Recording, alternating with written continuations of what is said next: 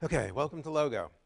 Let me start by showing you the most important thing, which is how to get out of it. You say bye. Okay, so that's how you get out. The prompt is a question mark. That's how you know you're talking to Logo and not Scheme. And in Scheme, every expression returns a value. Every procedure that you write returns a value. In Logo, we distinguish certain procedures that return values from other procedures that don't. And this is true in a lot of different programming languages.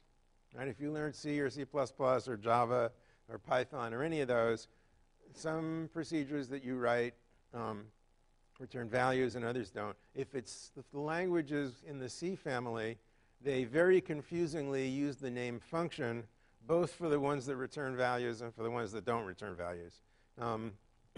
In Logo, the ones that return values are called operations, or more recently, sometimes reporters. The ones that don't return values are called commands. So in Scheme, if I say 3, the answer is 3. In Logo, if I say 3, I get an error message. You don't say what to do with 3. Now, the error message does tell you the value. So I can say sum 2, 3, and I get, you don't say what to do with 5.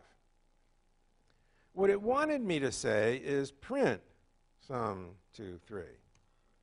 Because print takes one input, prints it, and returns nothing. And a complete Logo command is something that does not return a value. So if the thing you call at top level does return a value, that's an error.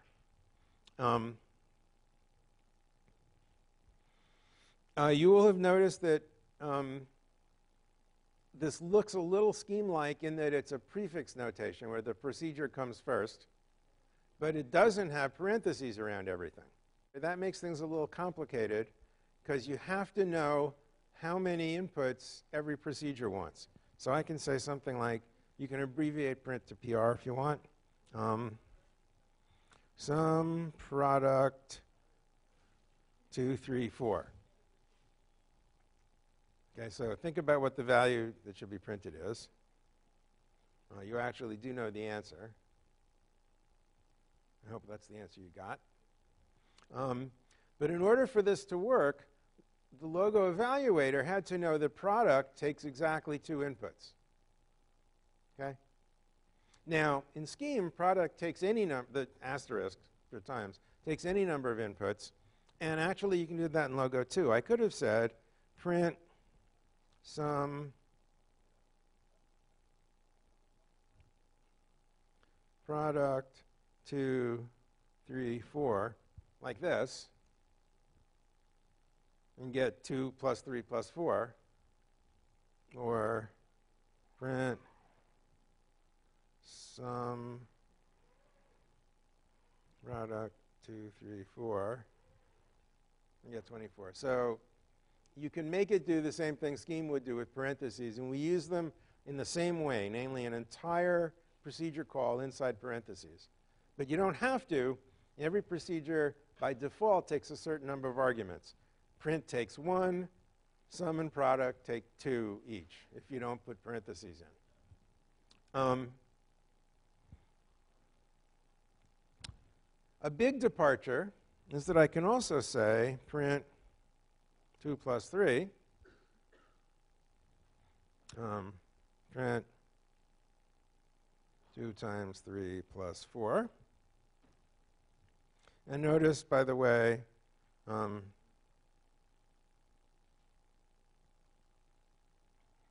that actual Logo knows the rule that you learned in elementary school about multiplication before addition. Infix notation is really problematic because of this question of precedence. How do I know which to do first when I see 2 operators like this? It's not a problem with prefix notation. Prefix notation makes it clear which one you want to do first, namely the inner one. Infix notation doesn't make it clear, and that's why people throw in parentheses sometimes to say, like, print 2 plus 3 times 4, if that's what you mean. You use parentheses for grouping because of the ambiguity of infix operators. So infix operators are ugly, hard to deal with for the computer, not that easy to deal with for human beings, if you can remember back to 3rd grade. But it's what everybody's accustomed to.